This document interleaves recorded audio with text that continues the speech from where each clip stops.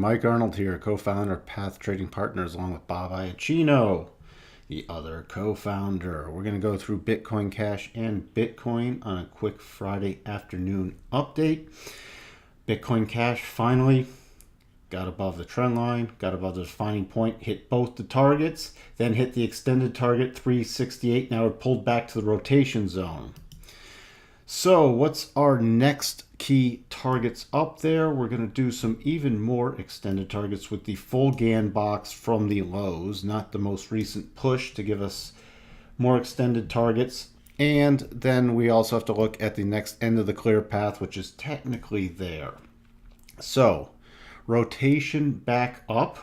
First, we're looking for a retest of this 368 to 70 level, which it reacted rather strongly to. Then we're watching for 377, 383 to 384.59, and then finally 392, which takes us up to the prior, some of these prior key highs right around. It actually takes us to this prior key high that was set back on the 17th of 2017. So that's what we're watching for. Let's take a look at the daily chart, as we always do, to keep it in a bigger perspective.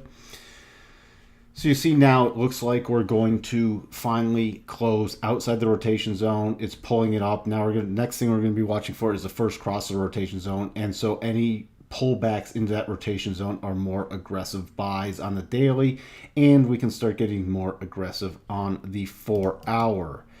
That's the way we're analyzing Bitcoin Cash. Also, if you'll notice, the 12.5% Gann extension target is coming in right with the 50-day exponential moving average. So that's going to be a very strong target, this 383 level, very strong. If you're doing any aggressive ads and want a decent profit target, should you exceed these most recent highs, that's going to be the one you're going to want to focus on.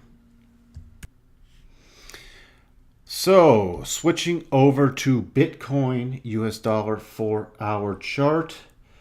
Last time we updated it, it did spike to this 59.96 level straight through that. We've talked repeatedly how that 6,000 psychological level was very key. It did not get through there, but for a brief little bit of time before collapsing back down.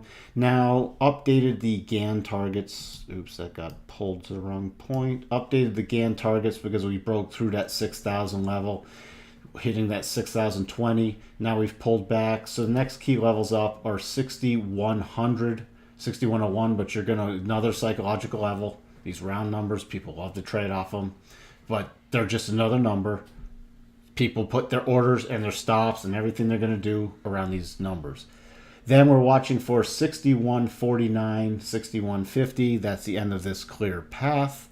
Then we're watching for the return to the most recent highs and the other 25% projection. So 61.83 to 61.99. That is going to be key. And just to remind other people, if we do get through that before this video is updated for some reason, the next major level is 63.35 and 64.71. Now, what have we done so far right now? We have pulled back, kissing the trend line goodbye. Let's see if we can sustain this and rotate back up. I'm also going to redraw this trend line. I'm going to be watching for, let me update this level too. We have another, I want to see this sustain up above, get above the rotation zone again and above this trend line. We have a nice clear path. The first minor target now is going to be for the next rotation up, this 59.25 area. Could find some resistance there. Then we're watching again for the return to 6,000 and key 60.20. Let's check in on the daily chart.